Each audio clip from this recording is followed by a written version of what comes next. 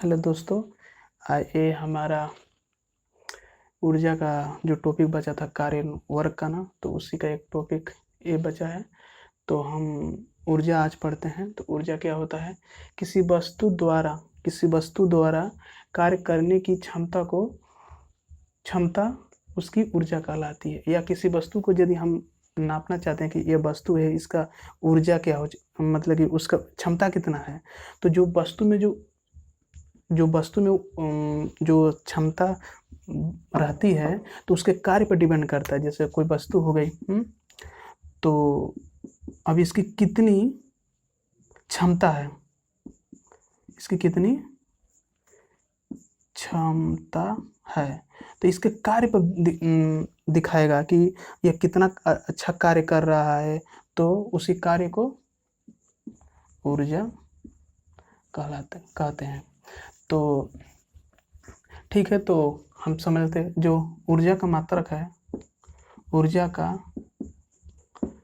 मात्रक कार्य के मात्रक के बराबर होता है। तो एक बार और हेडिंग समझ लेते हैं। किसी वस्तु द्वारा कार्य करने की क्षमता उसकी ऊर्जा कहलाती है। तो कार्य करने की क्षमता उसकी ऊर्जा कहलाती है। तो कार्य का मात्रक होता है जूल, तो हमारा ऊर्जा का मात्रक होगा जूल। ये दोनों की मात्राएं सेम होती हैं। ठीक है, थोड़ा सा अगला पढ़ते हैं। हम अब ऊर्जा के कुछ रूप होते हैं, जैसे प्रकाश ऊर्जा, ध्वनि ऊर्जा, ऊष्मीय ऊर्जा और सौर ऊर्जा। तो प्रकाश ऊर्जा क्या होता है? ऐसी ऊर्जा जिससे हम कोई वस्तु को स्पष्ट रूप से देख सकें, तो ऐसी ऊर्जा को हम क्या बोलते हैं? प्रकाश ऊर्जा बोलते हैं। ऐसी किसी वस्तु से ऐसी ऊर्जा उत्पन्न हो जिसके माध्यम से हम कोई प्रकाश को स्पष्ट रूप से हम देख सके हैं, उसको हम क्या बोलते हैं? प्रकाश ऊर्जा। ध्वनि ऊर्जा एक ऐसी ऊर्जा होती है जिसके माध्यम से हम सुनने में हमें सहायक मिलती है। जो हम सुनते हैं कोई चीज़ों को, तो वो क्या होती है? हमारे ध्वनि ऊर्जा होती है। अब हम ऊष्मीय ऊर्जा पढ़ते हैं। ऊष्मीय ऊर्जा क्या होता है? ऐसी ऊर्जा जिससे हमें उसके तपन से, उसके गर्माहट से हमें आभास हो कि ये चीज़ें गर्म है या ठंडी है। तो इस टाइप की ऊर्जा को हम ऊष्मीय ऊर्जा कहते हैं। या सौर ऊर्जा, हमें प्रतिदिन सूर्य से कुछ न कुछ ऊर्जा मिलती है। जैसे आप सुने होंगे विटामिन डी, और जैसे प्रकाश संश्लेषण की जो प्रोसेस है, तो ये सब क्या है? ऊर्जा होती हैं। तो जो सूर्य से हम ऊर्जा प्राप्त करते हैं या प्रतिदिन, उसको बोलते हैं सौर ऊर्जा। इसको अब थोड़ा हम पढ़ते हैं यांत्रिक ऊर्जा के प्रकार। या यांत्रिक ऊर्जा, इसको क्या बोलते हैं? Mechanical energy. तो ये दो प्रकार का होता है, यह दो प्रकार से मिलकर बनता है। एक है गतिज ऊर्जा, एक होता है स्थितिज ऊर्जा। तो जब ये गतिज ऊर्जा और स्थितिज ऊर्जा को दोनों को हम जोड़ देंगे तो हमारा क्या बनता है? एक यांत्रिक ऊर्जा। तो यह दो प्रकार के होते हैं, यांत्रिक ऊर्जा, गतिज ऊर्जा और स्थितिज ऊर्जा। और इसको इंग्लिश में बोलते हैं काइनेटिक एनर्जी, इसको बोलते हैं पोटेंशियल एनर्जी। चलिए अब हम समझते हैं गतिज ऊर्जा। या अब गतिज ऊर्जा, तो कोई वस्तु है जो गतिशील है, तो उसके द्वारा जो कार्य करने की जो क्षमता होती है, उसको हम क्या बोलते हैं? गतिज ऊर्जा। जैसे हम इस परिभाषा के अनुसार समझते हैं, किसी वस्तु की गति के कारण उसमें जो कार्य करने की जो क्षमता होती है, वह उस वस्तु की गतिज ऊर्जा कहलाती है। जैसे कोई वस्तु है, जैसे आप कोई भी गाड़ी में कोई इंसान बैठा है, तो एक स्पीड से चल रही है, तो जो इस गति के कारण जो कार्य हो रहा है ना, एक स्थान से दूसरे स्थान जाने का, तो उसी को हम बोलते हैं गतिज ऊर्जा। हाँ, अब थोड़ा गतिज ऊर्जा का व्यंजक हम प्राप्त कर लेते हैं। जैसे एक वस्तु है जिसका द्रव्यमान m है, और इस पर हम फोर्स अप्लाई करते हैं फोर्स मतलब बल अप्लाई करते हैं F, और यह इसमें एक त्वरण उत्पन्न होता है A, तो हम न्यूटन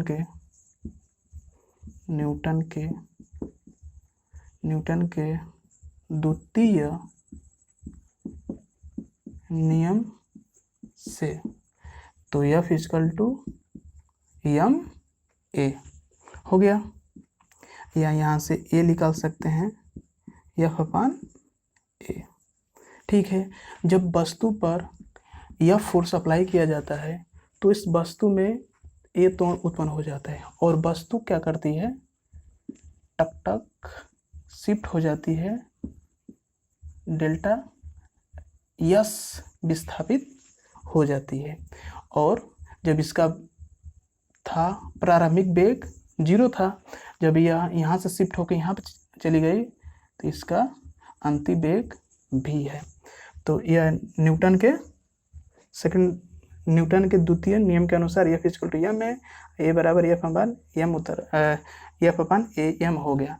और जब वस्तु जब 0 प्रारंभिक वेग से अंतिम वेग भी तक पहुँचेगा तो हम गति के समीकरण सेकेंड अप्लाई कर दें, लागू कर दें, तो होता है हमारा सेकेंड रूल v स्क्वायर बराबर u स्क्वायर प्लस 2as। ये गति के समीकरण के सेकेंड है। तो हम क्या माने, स्टार्टिंग वेग क्या है, v क्या है, u बराबर 0, तो u बराबर हम 0 रख देते हैं, 0 हो गया, और 2as बचा ना, तो हमारा दूसरा समीकरण हो गया, दूसरा इक्वेशन हो गया।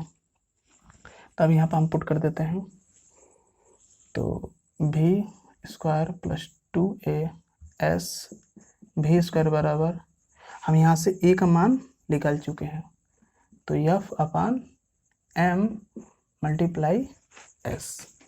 तो अब इसको हम क्या करेंगे, इधर शिफ्ट कर दें, तो हो जाएगा m v स्क्वायर। अब इसको इधर भी ला दें, तो हाफ बराबर F मल्टीप्लाई s।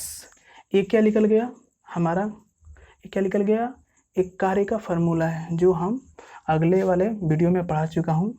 तो W बराबर F इंटू एस होता है। तो अभी ये जो चीज़ें हाफ m v स्क्वायर, ये क्या होता है, कार्य, यहाँ W लिख सकते हैं।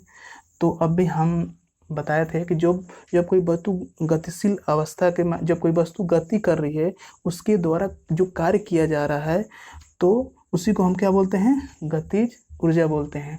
तो यहाँ से हमें पता चला कि जो वस्तु गति है, गतिशील अवस्था में जो कार्य कर रहा है, उसी को हम क्या बोलते हैं, गतिज ऊर्जा बोलते हैं। तो जो कार्य है यह हमारा काइनेटिक एनर्जी के बराबर हो गया, जो कार्य बन गया हमारा, तो गतिज ऊर्जा के बराबर हो गया। ठीक है, इस थोड़ा इस आगे बढ़ देखते हैं। हाँ, तो अभी हम इसको सिद्ध किए हैं, काइनेटिक एनर्जी बराबर वर्क बराबर हाफ m v स्क्वायर। तो एक कार्य है, यह गतिज ऊर्जा है, तो हम इसको ऐसे भी लिख सकते हैं, half m v1 square minus v2 square, या इसको v2 बोल देंगे या इसको v1 बोल देंगे।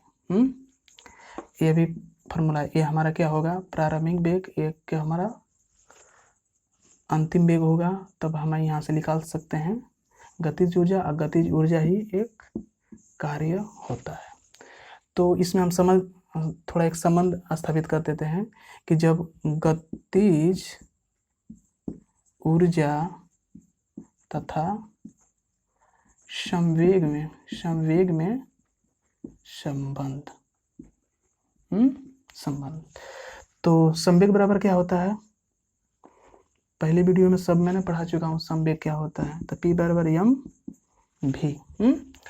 तो अब हमारा गतिज ऊर्जा क्या है, हाफ m v स्क्वायर। तो इस इक्वेशन में हम क्या कर सकते हैं, यम भी, ऊपर भी यम से मल्टीप्लाई कर देंगे और नीचे भी यम से मल्टीप्लाई कर देंगे। तो हमारा बन जाएगा हाफ यम स्क्वायर एंड भी स्क्वायर अपॉन यम। तो आप ऐसे देख सकते हैं, तो यम भी स्क्वायर पर होल स्क्वायर बराबर यम, एक क्या किसके बराबर है, पी स्क्वायर। हो गया ना यहाँ से। तो एक हम यहाँ से निकाल दिए, काइनेटिक एनर्जी बराबर होता है हाफ पी स्क्वायर बराबर यम। एक का पी क्या है, समवेग, यम क्या है, द्रव्यमान। हो गया ना। तो ये संबंध क्या है, जो गतिज ऊर्जा और संवेग में संबंध है, और ये क्या है, द्रव्यमान और वेग में संबंध है। चलिए कुछ इस पर हम एग्जाम्पल क्या, कुछ इसका परिणाम समझते हैं। तो समझते, जब वस्तु का द्रव्यमान 2 गुना मतलब 2m कर दिया जाए तो गतिज ऊर्जा क्या होगा। तो हमारा k बराबर हाफ यम भी स्क्वायर। अब बोला है कि जब द्रव्यमान को 2 गुना कर देने पर गतिज ऊर्जा क्या होगा। तो ये हमारा प्रारंभिक गतिज ऊर्जा है। जब द्रव्यमान को 2 गुना करने पर क्या होगा, तो k डैश हाफ यम की जगह 2m रखने पर, यम की जगह 2m रखने पर तब गतिज ऊर्जा हमारा क्या होगा, हम देखते हैं। तो 2 हाफ यम भी स्क्वायर, तो k डैट बराबर 2, इसको हम क्या माने हैं, k, तो k यहाँ पर रख देते हैं। तो जब इससे ये पता निकलता है कि जब हम गतिज ऊर्जा, जब द्रव्यमान को हम 2 गुना करने पर तो हमारी गतिज ऊर्जा भी 2 गुना हो जाती है। इससे इस एग्जाम्पल से हमें ये समझ में आता है। ये सब पेपर में डायरेक्ट पूछे जाते हैं कि जब किसी पिंड का द्रव्यमान 2 गुना कर देने पर उसकी गतिज ऊर्जा कितनी हो जाती है। तो गतिज ऊर्जा कितनी हो जाती है, 2 गुना हो जाती है। ठीक इसी तरह हम और एक एग्जाम्पल लेते हैं। जैसे जब द्रव्यमान हाफ कर दिया जाए, जब द्रव्यमान m/2 मतलब पहले का जो द्रव्यमान था उसको हम हाफ कर देते हैं, आधा कर देते हैं, तब हमारा गतिज ऊर्जा क्या होता है। देखिए, तो हम स्टार्ट कर देते हैं। हमारा ये प्रारंभिक गतिज ऊर्जा है, ये हमारा अब जब हम द्रव्यमान में चेंज करेंगे तो हाफ द्रव्यमान की जगह 1/m/2 या भी स्क्वायर, तो हाफ बटा m भी स्क्वायर, ये क्या होता है, डेट, तो हो जाएगा यहाँ पर k। तो इससे क्या पता चला, जब हम द्रव्यमान को आधा करते हैं तो हमारी गतिज ऊर्जा भी आधी हो जाती है। इससे ये समझ में आता है, क्योंकि गतिज ऊर्जा और द्रव्यमान एक दूसरे के समानुपाती रिलेशन रखते हैं। समझ गए आप। अब इसके बाद हम समझते हैं, एक और एग्जाम्पल ले लेते हैं। जब वेग 2 गुना हो, जब वेग पहले जो गतिज ऊर्जा हो रही है उससे अब हम वेग को 2 गुना कर देते हैं, तब देखिए हमारा गतिज ऊर्जा क्या होता है। देखिए, तो हमारा गतिज हाफ m भी स्क्वायर, ये हमारा तो स्टार्टिंग गतिज ऊर्जा है। जब इसको वेग को हम 2 गुना करने पर तब क्या रिजल्ट आएगा, तब हमारे गतिज ऊर्जा में क्या चेंज आएगा, या काइनेटिक एनर्जी में क्या चेंज आएगा। तो हाफ m, अभी की जगह अब हम रखेंगे 2 भी और इसको स्क्वायर कर देंगे, तो क्या हो जाएगा, हाफ तो हो जाएगा 4 हो जाएगा और भी स्क्वायर हो जाएगा। तो यहाँ पर 4 रख दिया जाए और हाफ m भी स्क्वायर। एक क्या है, एक क्या मिल के आता है, हमारा प्रारंभिक गतिज ऊर्जा मिल रही है। और जब हम जब हम वेग को चेंज कर दिए, 2 गुना कर दिए, तो हमारी गतिज ऊर्जा कितना गई, 4 गुना। तो जब हम वेग को 2 गुना करेंगे तो हमारी गतिज ऊर्जा कितनी हो जाएगी, 4 गुना, क्योंकि गतिज ऊर्जा वेग का स्क्वायरली समानुपाती होता है। स्क्वायरली मतलब कि स्क्वायर के रूप में समानुपाती होता है। इसीलिए हम जब 2 गुना किए वेग तो हमारा गतिज ऊर्जा कितना हो गया, 4 गुना, इसीलिए होगा। चलिए एक और लेते हैं। चलिए ये जो 4-5 हम ले रहे हैं ना, ये डायरेक्ट आपको पेपर में मिलते हैं। जैसे कोई भी कॉम्पिटिटिव एग्जाम में आपको सीधे सीधे मिलेगा पेपर में। जैसे फिर जब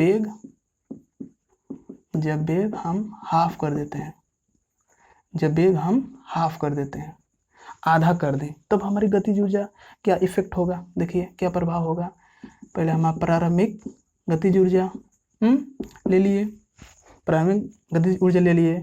अब हम चेंज कर रहे हैं वो गतिज ऊर्जा है, तो हाफ m v, इसको हम होल स्क्वायर कर देते हैं, तो हो जाएगा half m v square upon 4।